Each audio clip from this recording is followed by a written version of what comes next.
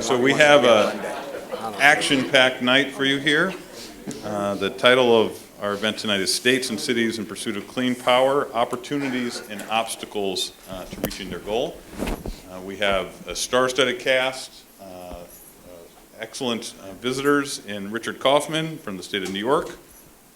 Pete Ogden is going to introduce him formally, and also Sue Tierney, who is formerly formerly worked in the Department of Energy and now has left the East Coast and moved to Colorado, but is still very engaged in the energy world.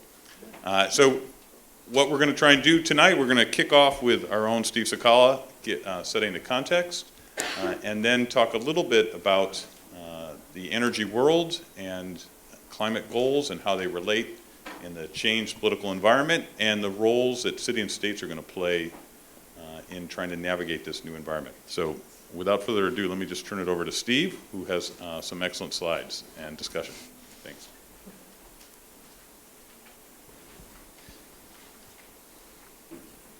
That did come off right away. Welcome everyone, my name is Steve Sakala. I'm an assistant professor at the Harris School of Public Policy just across the Midway. And just to get us started, I'm going to talk for just a couple of minutes describing a bit of context for the electricity sector and how we start to think about at least how we got here and where we need to go. So this first slide shows two different things. One is the distribution of coal mines, and sort of the circles, the red circles there are in proportion how much output comes from each of those mines. And the yellow squares are coal-fired power plants in the United States, right? So a couple of things jump out. Well, first, Wyoming, right? Huge coal output from Wyoming. But that we only have coal in a few distinct parts of the country. But we have coal-fired power plants just about everywhere. It's not cheap to ship coal.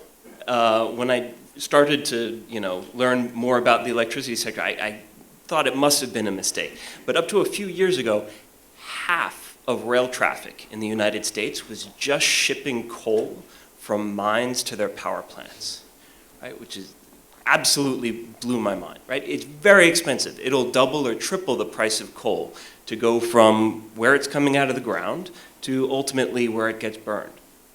Transmission costs are not that great. If you have a high voltage direct current line, you'll lose a couple of % over 1,000 miles. You can ship relatively cheaply. So I have this slide just to start with the puzzle of, well, why on earth don't we just have more coal-fired power plants closer to their mines? And sort of the answer for that in terms of background comes from the history of our grid, which is that it's been built up locally over time from the very early days. It was something regulated by municipalities and then by states. And they were regulated under cost of service regulation, where the way the utility made money was based on a rate of return for their capital base. So if you've got one power plant, you make, say, 10% per year on the value of your one power plant. If you have two power plants, you're going to make 10% per year on your two power plants. Would you prefer to have one power plant or two power plants? All right, so there's an old joke in the utility industry that anytime the lights go out, 2 guys and 3 trucks show up. Right? And we call this the Avarice-Johnson effect. There's an incentive to have as large a capital base as you can, and so as a result, we have each of these utilities who are regulated by their local state regulator having an incentive to own their own power plants, even though it would have been much cheaper for them to buy it from much farther away. Here's the trouble. You can't put the sun or the wind on a rail car, right? Our ability to ship coal from where it was unevenly distributed coming out of the ground to where it was being burned depended on us being able to put it on a rail car and ship it to where it was going to be burned. That's not the case for renewables. The wind is only going to blow in these specific places, and if we're going to economically make our way towards using renewables as our source of energy, it's going to require shipping it over a transmission grid. Here's sun.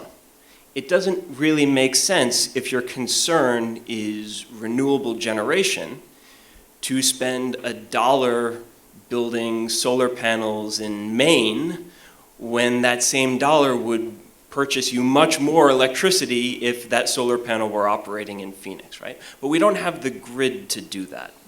And so when we start to put all of these things together, we have this conflict between the history of the way the grid was built and sort of the direction that we're start going, things sort of go awry. So this figure here looks at the price difference between wholesale electricity in Chicago, where everyone here is, where the demand for electricity is, and the price actually paid to the generator. This is the Clinton nuclear station that was subject to the recent bill in Illinois to receive subsidies, right? They're out in the middle of nowhere. Well, apologies to our downstate friends. There isn't much demand for electricity, and so there's an immediate discount for how much they can sell. Imagine a farmer selling all of their output at the roadside instead of having some infrastructure to get it to the farmer's market downtown. It's sort of like what we're seeing here. And as wind generation increases, it's landing right on the doorstep of where this nuclear plant is, and so that discount that they're receiving gets steeper and steeper. And this can be the difference between being able to cover their fixed costs of operation over the course of the year or not. Right? Now, another added layer here is going from that first map that I showed you, is that we've, over this period of time, been transitioning towards using markets to allocate who's going to actually produce. So we now have 2/3 of the country is being turned on and off over the course of the day as a result of auctions in wholesale electricity markets. In one sense, this is helping us in our transition towards renewables, because it makes it very transparent that our grid is a major source of the shortcomings in our ability to deliver electricity at a price that could, pay the bills to customers, and in a way that is cheaper than what the customers would be paying otherwise, because the alternative to buying nuclear from downstate is buying higher priced electricity from a closer generator when you don't have a transmission to grid to deliver it there. So this figure is showing, I think appropriately, Springfield, the price in this moment was between $800 and $1,000 a megawatt hour. So there was a bottleneck where the grid was saying there's way too much power in this spot. There's not nearly enough power in this spot, going in the wrong direction. Not nearly enough power in this spot. We need someone to ramp up their production. Whereas within 50 miles, there was actually a $20 per megawatt hour penalty for generating. There was too much electricity at that spot. There was wind coming in from the east and a nuclear plant that couldn't just shut off on a dime. So when you see gradients like this, you see that very obviously the problem here is that we couldn't get power just west of Springfield and send it into Springfield. Right? So that's sort of a beginning of the context. It gets a little bit more complicated from there once we start talking about the retail side and distributed generation. But we wanted to at least start there thinking about the history of how we got to this point, and with that, turn it over to Pete Ogden and our distinguished panel. Thanks, Steve. Great to be here tonight, and real honor to be up here with Sue Tierney and Richard Kauffman, who are really two of the foremost leaders in energy thinking and clean energy thinking in the country. Michael briefly alluded to it. Richard is the New York Energy Czar. He oversees and manages the entire energy portfolio for the state. Prior to that was a senior advisor for Secretary Chu, and has, and as well as on the private sector side, was involved in clean energy investments and other activities. And Sue remains a major thinker in the field and the analysis group, where she's a senior advisor and a former assistant secretary at DOE, former public utility commissioner, if I'm not incorrect. Can't keep a job. There you go, and you get stolen for better jobs. So very exciting to be here, and I will try to do as little talking as possible because people here want to hear from you. And I thought it might be a good way to open the conversation in light of what Steve presented to bring us up to the moment a little bit. I mean, people have been thinking probably intensely starting November 9th about what the future holds, where the clean energy transformation is, and doing a little bit of reflection about really how far have we come, and taking a really kind of hard look at what the facts tell us about where we've gotten, what has been done, what hasn't. It would be very, I think, great way to start to hear your thoughts, your overview of what you see that situation is, and then we'll turn to Richard and give him a chance to talk a little bit about how New York is trying to solve for some of the problems that you're going to talk about here. Well, first, I am so excited to be in Chicago. It's one of my favorite cities. My son is from the University of Chicago, 2 degrees from here, and so I paid a lot of money. Chicago, it's nice to be here. I feel like since the election, I've been on the phone with reporters a lot, talking about what's going to happen in Washington now that there's a different EPA, there's a different Department of Energy, and a different Department of Interior. And one of the things I keep saying is, well, there's really a lot of action at the states. And I'm going to continue the theme that you've just heard about with Steve and just talk a little bit about the electric sector and decarbonization trends. The reason I'm doing that in part is because I love it and it's really fun to talk about. But moreover, it's because that is one of the premier places where people think that they can do something about clean energy. I mean, we got buildings that use other things besides electricity. You have industries, you have a transportation sector. They tend to be a more costly place to get a lot of reductions. Energy efficiency, that's not true for. But electricity is a place where there's a lot of action at the states because for the reasons that you just heard, the historical development of the industry was one in which states had a premier role. So the trends at the states are pretty clear that we are on this very strong momentum for changing the mix of resources that are used for electricity generation. For much of the past few decades, coal has produced half of our electricity, and that is really different now. And the real difference comes primarily, in my opinion, from the fundamental market forces associated with the shale gas revolution and relatively cheap natural gas. The parts of the country that we just heard about where you have different power plants that can be turned up or down to provide electricity as demand changes, as the fuel prices change, that also has affected the dispatch. So even in the South and the Midwest, where there is coal country that you saw, gas has been cleaning up considerably the market share of coal.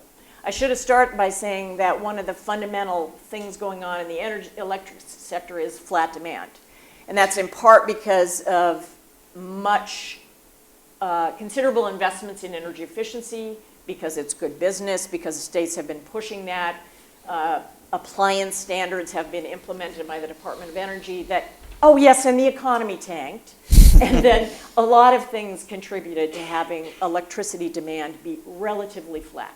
So given that, if natural gas is going to be cheaper than coal, that's going to be eating market share of coal. The U.S. coal industry sells 95% of its output to the U.S. power sector. So as natural gas eats into the market, that means that there's been a real trouble in coal country. I don't think that the administration is going to be able to do much about that because of that fundamental market momentum. And I think the new administration and Congress will continue to encourage more natural gas production rather than discourage it. The biggest thing that could happen to coal would be to discourage production of natural gas in the United States. So that's one big force that's happening. The two of those fuels make up about 60%, 70% of electricity generation. The nuclear fleet makes up about 20% across the country. And the fact that electricity prices are low because of natural gas, that shapes the amount of revenues that people who produce power with low price for fuel, like a nuclear generator, they're going to get lower revenues. And as you know very well, because you're the New York and Illinois are the ground zero for the nuclear asset crisis that exists of zero carbon electricity production at base load generating stations is under threat as a result of low natural gas prices. So that's been a important issue, and I'm sure we'll come back to that as we talk. Let me just mention a couple of other things. One of them is, I haven't mentioned renewables yet. Renewables have been coming into the market because of declining costs, originally because of tax policies that have induced demand and state policies requiring increasing amounts of supply coming from renewables. That has really made a difference. Wind, I think, has, what's a tenfold? I was trying to think of the right verb.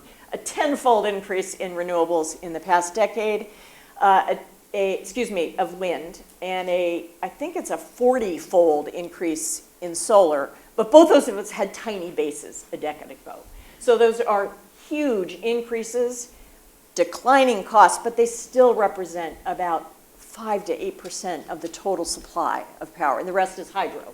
So we have a mix that market forces and state policies are pushing toward a much lower carbon footprint, and that will continue to happen, I believe.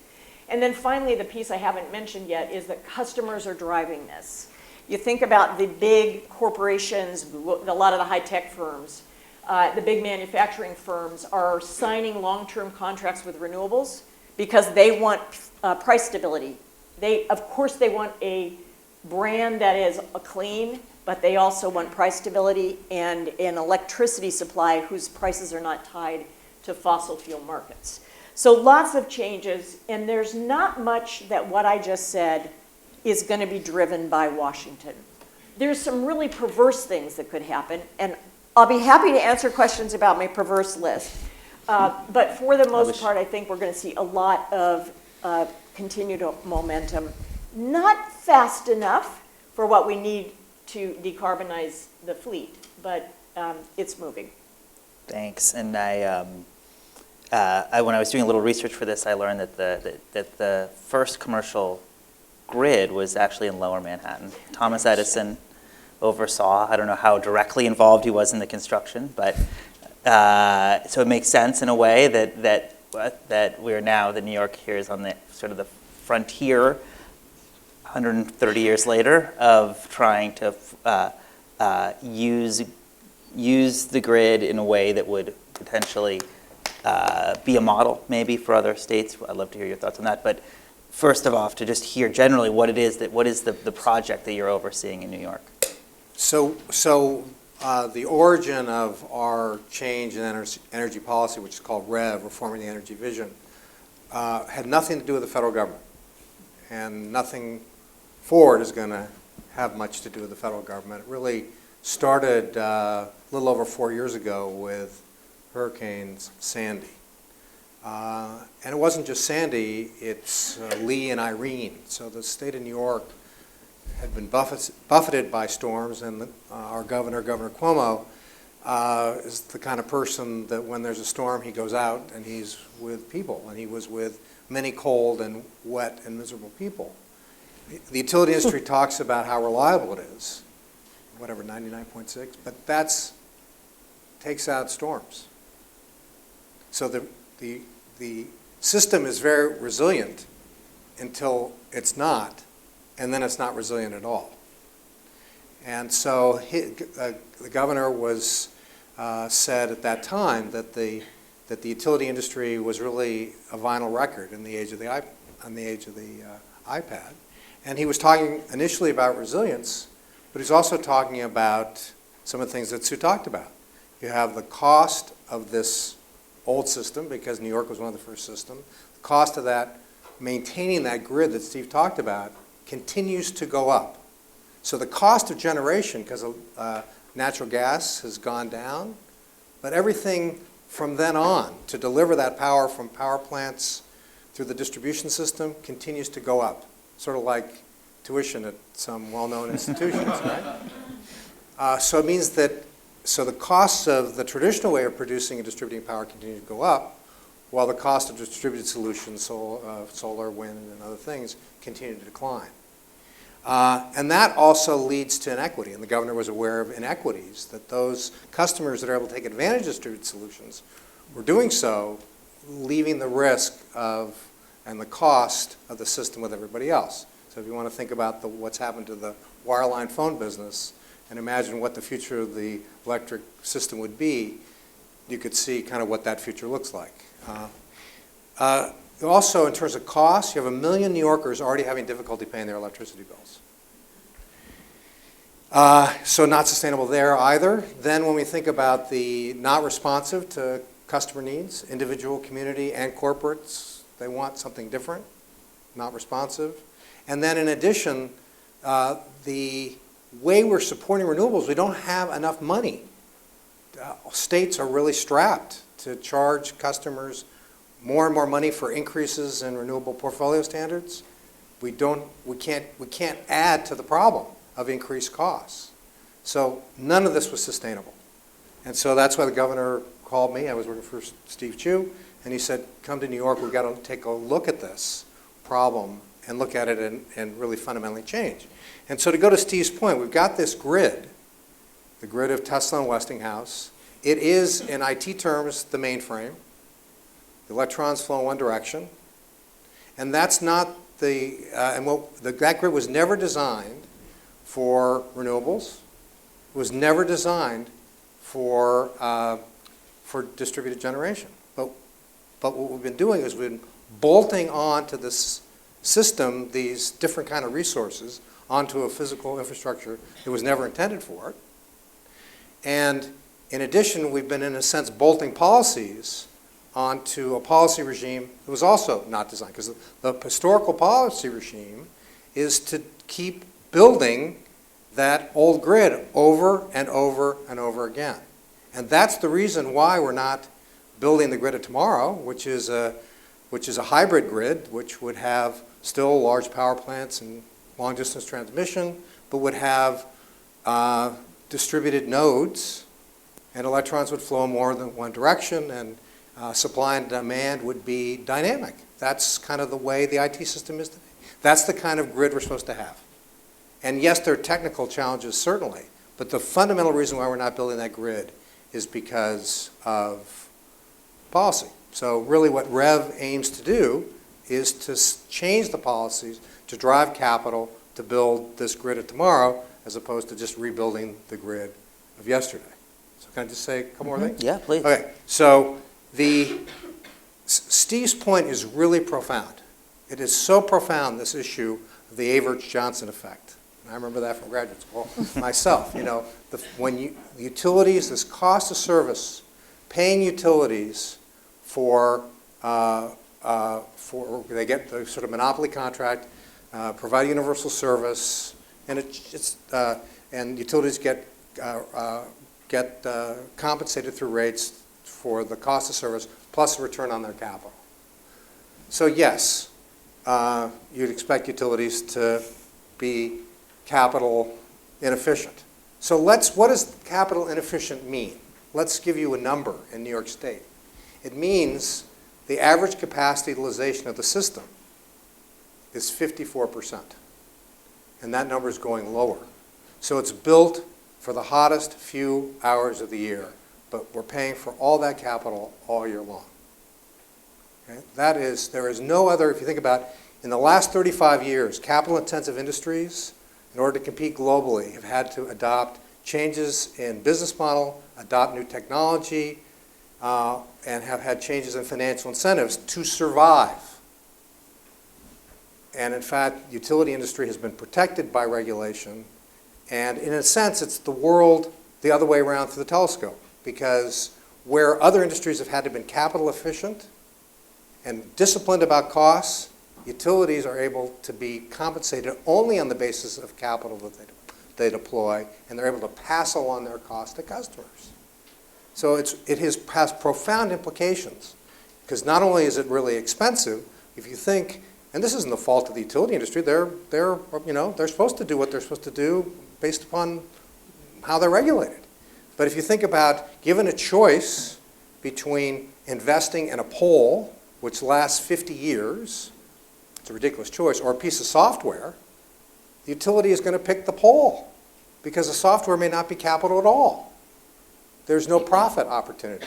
So when you think about the driver in other industries that have the adoption of new technology, that there's been no financial incentive for utilities to do that.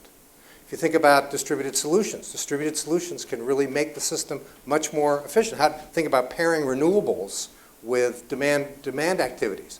It's not been a business for the utilities. There's been no financial incentive for doing that. Utilities spend in New York 0.2% on R&D. 0.2%. You really think that there are no opportunities for innovation in the power sector? Of course that's not true. But the regulators have said there's no reason that you should spend that money. So it goes on and on. So I'll just give you one example of how, and this is really the good news. I mean, the good news when we think about the transition to a new system and climate, it's not surprising that the current system is energy inefficient. You know, it was never designed to be energy efficient, right? So half the energy content can go up the chimney. That's not the issue. The issue that we should focus on is how financially inefficient it is to this point about capital, and think about how we can use the existing cost envelope to build the system of the future. So I'll give you one real-life example. Not far from Manhattan and Brooklyn and Queens, an area of load growth. So the business as usual case, Con Ed would have, the local utility would have spent $1.2 billion on a new substation. So thanks to our policy, instead, Con Ed went to the market and said, what are alternative solutions for this problem of load growth? And by the way, that you could imagine that new substation would have had about 54% capacity utilization. So what came back from the market was solar, storage, demand response, energy efficiency, and cogen. The combined solutions will cost $200 million instead of $1.2 billion. All customers will save money because there's less capital. All customers will save money because there'll be less peak power purchased. Peak power is very expensive, and it will have fewer emissions, and there's enough savings to still provide the utility compensation for what it would have otherwise spent. And this can happen everywhere, but we have to change the incentives for the utilities, and that's what we're doing. And for Stu, I mean, when you hear that and that argument, I mean, is that something that you see? I sort of threw out at the beginning, potentially it's a model to be replicated, but we're not seeing it replicated anywhere, or are we? And if not, you know, what would need to happen for that to spread? When I think of the United States, I think that we have 50 electric industries, 48 who are all connected to each other. Richard said that nothing they did was driven by Washington. And so you've got a variety of cultures in those states, a variety of appetites for innovation and change. And New York is on one end of the spectrum. And my spectrum is going to be, do state policymakers push to create change? Or do state policymakers react to things as they're changing in the marketplace? So we got a spectrum like that. And I don't know that there's actually a right way to do it. And the reason I say that is the right way is going to be whatever is happening in a locality. There's a lot of states where there's not a lot of, in North Carolina, the Public Utility Commission is a panel of judges. They do not lead, literally, in making policy the way, unless the legislature enacts something. So you got a groundswell of getting the legislative support for something, like y'all did here in Chicago and Illinois. So it can happen for sure, but there wasn't any new legislation that you guys passed. North Carolina, I don't think, could do any of that. So those are almost two bookends of the spectrum. Okay, that said, there are enormous changes happening that are being driven by things on the ground. I mentioned big customers doing these contracts, but that's like the tip of the envelope. A place like where I just moved to is Colorado. People do not have choice of their power supplier, like you do here in Illinois. But there's a carve-out in the legislation so that people can put solar panels on their roof, and a solar provider can sell me electricity from those panels, and it's the only crack in the door on a monopoly. So there's a real mixture of things that are going on. I think the cutting edge is really trying to think about proactively how to restructure the incentive package, as New York is doing. Some of that's happening quite incrementally. California, unlike New York, New York said, let's look at it all at once. California says, okay, we got to have this little docket. I'm going to exaggerate to make the point. We'll have this proceeding in which we're going to look at whether a utility can earn profits on its energy efficiency investment. We're going to do this docket on whether or not they can use distributed energy resources for distribution planning, and then go on and on and on in terms of incremental pieces of the layers of change. But most states are more like California in doing things in small bites, and that makes it so there's a lot of churn going on, and there's a lot of push and pull in the industry. Big transition time in the industry. Mm-hmm. I mean, you both made the point that the incentives for innovation are not internal. They're not endogenous in that sense. But at the same time, there's a huge amount, and the example Richard gave, of technological development and advancements happening in the outside of the market, in the distributed energy resources market, through falling prices for renewables, through advances in storage and other opportunities, other kinds of using IT for enhanced demand management. How do you see those as sort of interacting? I mean, to what extent is that upsetting the market at this point? To what extent is it, and maybe New York's going to have a different answer, maybe New York is able to just capture the benefits, but when you look across the country, you'll see all sorts of questions about equity and whether, increase in solar, PV penetration in a given state is simply, people shifting their responsibility for the larger grid maintenance onto others. I mean, it's, while it's you said in the beginning that there's been a steep increase in renewable penetration from a relatively low level, and I'd just be sort of interested in your thoughts about, at what point that actually becomes disruptive? Has it been disruptive? And what kind of policies will we need to stay on top of that? Well, I guess some of the things that you've talked about reflect the inexorable trends that are we're not going to have the same grid that we have today in the future. I don't know how long it's going to take to get there.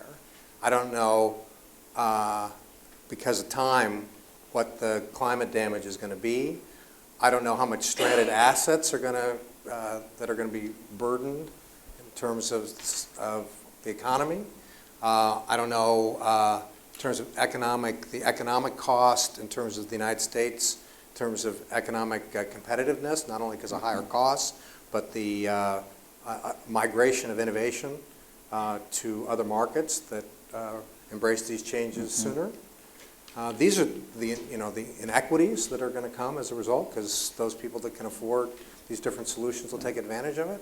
It's not just energy, by the way. When you think about distributed solutions, one of the things that distributed solutions can provide, since they're around us, is an opportunity to kind of go back to Edison, and think, because you mentioned Edison before, the original electricity system was about lighting. Well, we use electricity for a lot more than lighting. So the thing about a distributed solution is it may give another leg up of things that we use electrons for in terms of comfort or convenience or transportation. And so continued reliance upon this old system means that we don't take advantage of the possibility of getting more value out of those electrons. So it's, as an example, we've had companies that have come to us and said, we're thinking about home health care, because after all, healthcare costs are going up, and if you could have home health care, it would be better quality, cheaper. So what does that home health care system look like? Well, it would have some type of home automation system. And that home automation system could be part of the economics that would make that business model work for the provider is the monetizing that home automation system. You're not going to shut off somebody's respirator, but the ability to shape load in that structure to could help create more rents for that provider. So this is the offer to the customer isn't going to be energy, it's going to be home health care. And you can imagine a whole series of other things that are like that. So if we retard innovation and we continue to keep trying to rebuild the old grid, there are significant opportunity costs. Mm-hmm. So, we run the risk in New York of being an early mover. Maybe we should be a fast follower. But we feel like we want to we see the trends, and we want to try to help set up some market-based policies so that we have some influence over the future as opposed to the future just being handed to us. I mean, did you consider net metering and other proposals early on in the design of New York Rev or other alternative rate-based models? Yeah. So again, let's go back and let's think about this grid that we're talking. This grid of the future. The grid of the future is like the IT system. It has a combination of distributed solutions and large power plants and transmission. So when we think about these distributed nodes, it's easy to think about the distributed nodes in where we want to have distributed nodes are areas of the grid which are constrained. Steve had that chart. It's very expensive to deliver power, particularly in low pockets. That's where you want to have distributed resources. So the kind of the challenge over net metering of distributed resources is the debate, well, oh no, it really has a lot of value. The solar advocates would say, no, it has a lot of value, and other places, no, it's just cost shifting. Well, of course, the answer is it depends on location. So what we are doing in the successor tariff to net metering in New York is to have a value of distributed resources by location in the grid. And we want to drive, ideally, the development of distributed resources in those nodes where they're going to have the most value. And if you think about it physically, that's how you build this grid which has distributed nodes and in the right location. So do you see that as a driver at this point of decision making outside of New York, and how do you see that shaping up? I think that this is one of the most disrupted periods in the electric industry's history recently. I think back to the time when I was a regulator. I was a public utility regulator in Massachusetts, and in the mid-80s, mid-90s, we had a very disruptive period because it was at a time when big industrial customers did not like the high cost of power, and a big customer like that could install a cogeneration system, self-supply, and leave the system, leaving the rest of the customers kind of hanging on to having to pay for all this investment in power plants that had been planned for and invested in, according to the principles we've just heard about. So that was a period of profound disruption. Illinois restructured its electric industry during that period for those exact reasons, and it was driven by technology change and economics, which pushed and pulled changes in public policy to enable customer choice and innovation. Okay, fast forward to now. It's just at the local level. It's not at the centralized generating station level with big industrial customers, but it's really down to the kinds of technologies that are available where people can put on a Nest thermometer, change their, I didn't mean to brand them, but you know what I mean. You can put on solar panels and leave the grid for part of the time and then want to inject back in. It is changing the dynamics of what it means to be a utility whether we need utilities, who needs the grid, and part of what we're talking about has been profoundly enabled by public policies to kickstart some of these technologies. Renewable portfolio standards were adopted in part by state legislators who wanted to grow their own renewable industry and get some jobs from it. A lot of them were also interested in cleaner air, cleaner electric, but a lot of it was about local jobs. And so renewable portfolio standards, pushing those technologies, tax credits, pushing those technologies to innovate and reduce their cost. Net energy metering, where you roll the meter backwards and you don't pay electricity for the amount that you generate, means that that was pushed by state regulators as a way to condition the market and get it going. But that latter one, in my personal opinion, is absolutely not a sustainable policy. What happens if everybody runs the meter backward because they've got solar panel on the use? They want to inject their supply into a grid, but they're contributing not their fair share of the grid.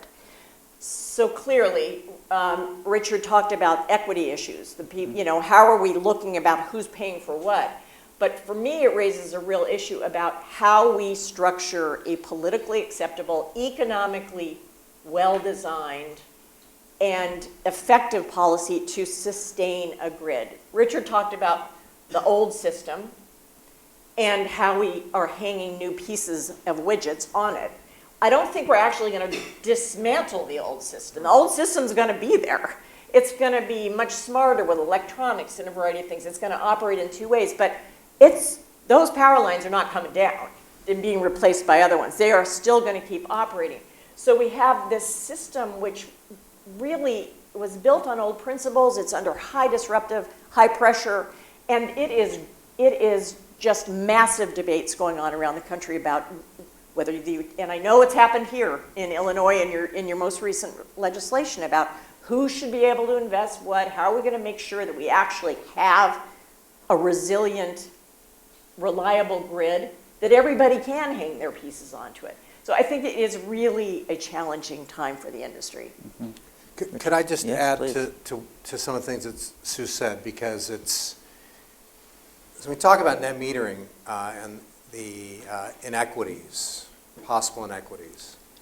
I want you to think about what is considered to be progressive policy of decoupling. So decoupling is this idea that utilities shouldn't be compensated based upon the quantum of electricity that people consume. So the utilities get the same amount of revenue. Well, that seems to make a lot of sense. So now let's think about energy efficiency.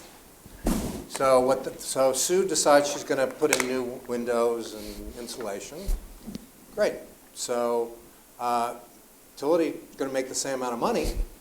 Her electricity bill goes down, but my electricity bill goes up.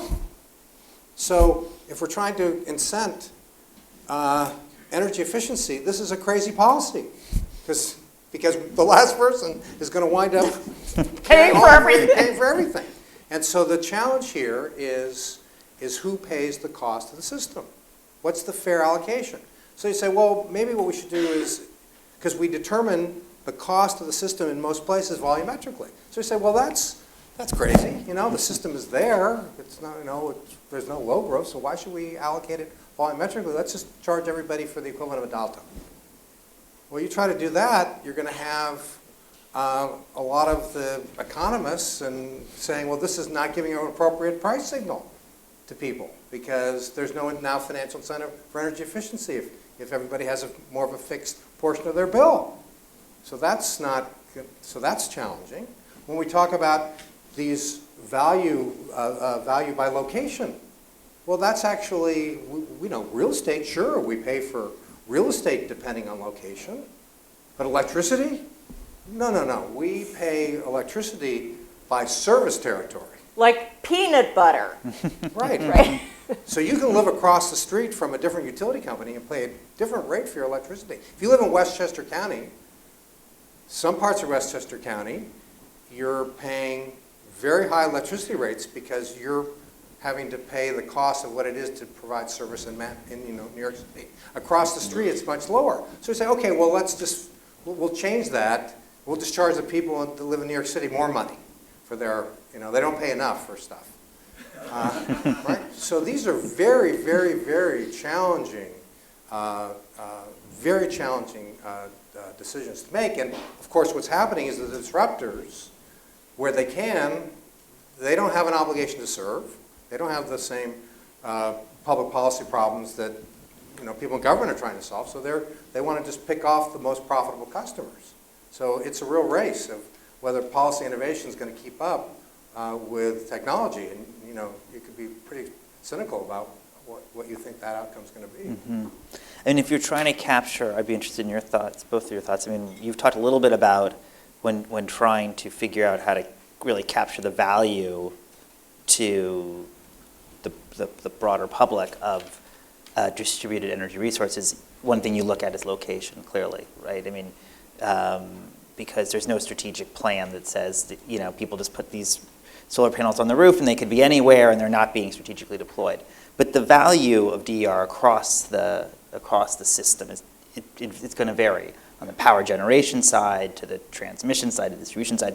Where do you think we policymakers should sort of focus, or where is the value great? Where is it at this point, given technology, not as great? Should I start? Yeah. I think there's really two ways to think about distributed energy resources, things that are on the customer's premises, because there's a really different value to the system and to the customer when I put solar panels on my roof, because that's what I want to do. Maybe I got a good deal from Solar City for doing that. And whatever it did, it's on my electricity feeder, my local wire, and it may not be actually a good place for the utility that I put my solar panel. I mean, there's a whole bunch of solar panels in my neighborhood, and that all of a sudden is creating a backward movement in the system on a place of the grid that might not actually be able to handle that. And there's nothing about a policy that's sending me a signal through taxes and through rate design that says my autonomous, choice action of my own, I'm not paying for the impacts on other people. That's very different than Con Ed's procurement of resources, where they said right there on that portion of the grid, we are going to have to build those billion-dollar projects. And we know what these buildings are actually like right there. Could you procure all this warehouse stuff and other things to actually solve that problem? Those are two totally different instruments with totally different impacts on the system. And right now, the conversations are quite blurred about those things. Everybody thinks they're providing value to the system by providing their own little piece. And it may be positive and it may be negative to the system. And yet there's a huge, wonderful resource potential just that Richard described. Everybody won in that situation. And we are in the throes of trying to figure this out around the country about how much the value proposition is to the customer versus the system, and how you compensate properly. And states are struggling with that around the country. So if I could just say a couple things. I mean, one is that we can get started with things that are good enough. And so I'll come back to that in a second. And what I mean by good enough is that we don't need high technology today to know where there are areas of grid constraint. Every utility knows where that is. We don't need high technology to know when utilities need to spend capital, either for load growth or for replacement capital. So we can replicate the same kind of process that we talked about in Brooklyn and Queens. I don't know if it's not for $1 million, but there's a number between $1 million and $1.2 billion where that same kind of process can begin. Open to the market, what are the alternatives? Now, in order to do that, requires changes in culture and process. in addition to changing utility compensation to give utilities alternative ways of making money. Well, what it means is that, because you talked about the judges, the regulatory process is a judicial process. The record, it's not a market. The thing I'm describing, you could have, I don't know, dozens of these a year, hundreds of a year. The system isn't built for that kind of process. The regulatory process isn't built for that. Utilities are not built for that either, because this whole idea of opening things up and providing data, and as opposed to deciding we know what we're going to procure, very, very different culture for utilities to deal with. So this is, we can get started with things that are good enough and it'll get better over time, but we have to recognize that it's going to require really change in processes and culture, not just at the utilities, but also in government. Not happening overnight. Yeah. Okay, yeah. I can't, already Sue mentioned earlier the nuclear, I think you called it the asset crisis. And I think I want to not miss the opportunity here to ask you sort of both about nuclear power and all this. I mean, it's a 60+% of our zero carbon emissions in our power sector. But it's often, for various reasons, excluded from various kinds of climate policies, or they're not harmonized. If they are, they often proceed along parallel tracks. And I know you've been thinking about writing on this issue for a long time. I mean, the days when we were going to have 250 nuclear power plants and it was going to be too cheap to meter, and I would really think it'd be very interesting for everyone here to learn about what this, now we have about 100 nuclear power plants, what you see really about the state of the industry. I mean, is it really a crisis? How do we know that? What's it worth to try to find ways to help them through this crisis from a public policy standpoint? I'm going to start, but I'm going to hope that Richard will comment too, because his state has been actively involved in this, as is Illinois. I'm going to start by kind of putting up my bona fides. With the wrinkles on my face, you can tell I might have been around in the beginning of the nuclear age. And that's true, and I was never a big fan of nuclear power plants. Very worried about a number of issues of waste, proliferation, a variety of things.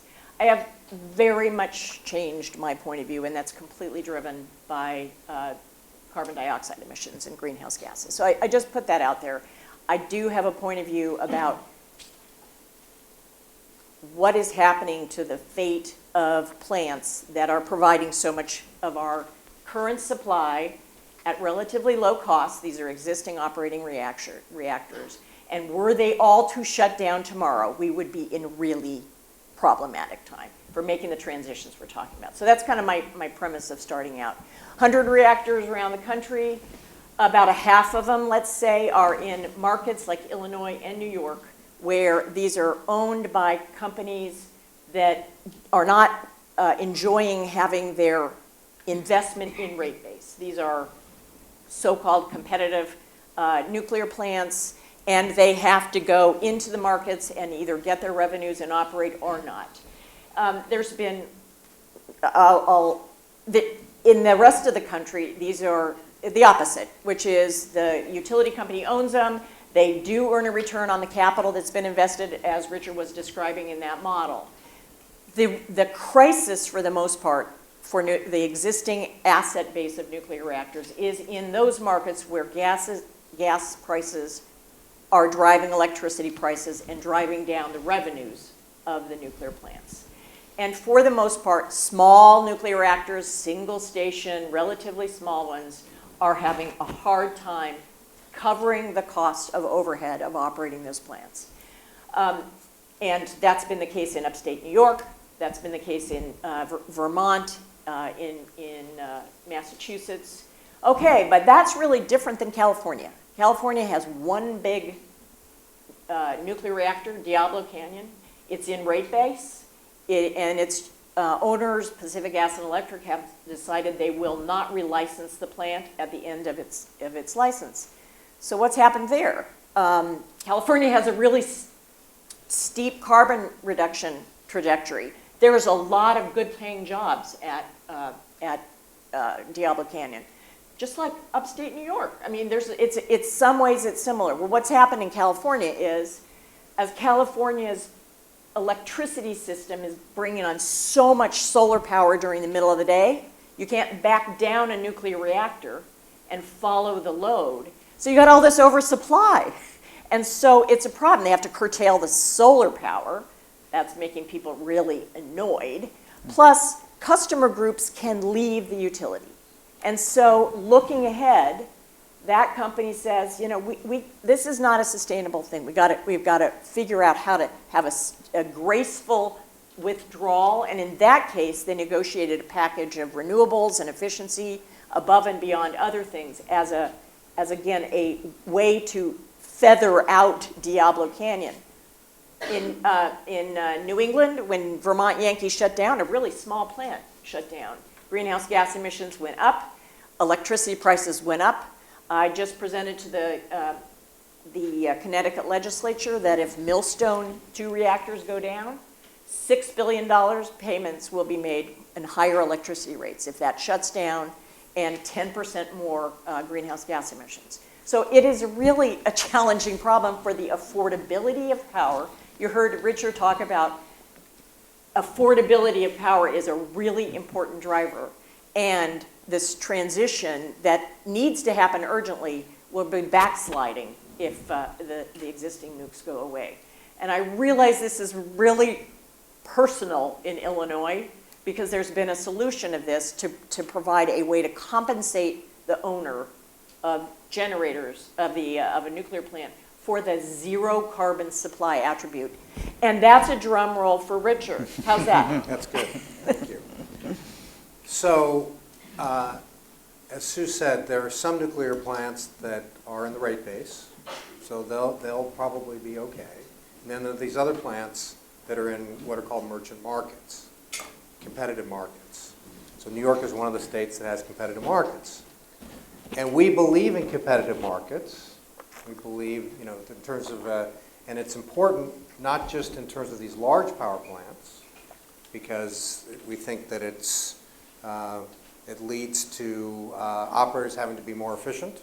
There's no natural monopoly. You're not going to build multiple wires to people's homes, but you can put power plants on lots of places on the grid. That's the reason why we don't believe it ought to be a monopoly. But the other reason why we believe in competitive markets relates to the emerging part of the grid, which are small-scale generation.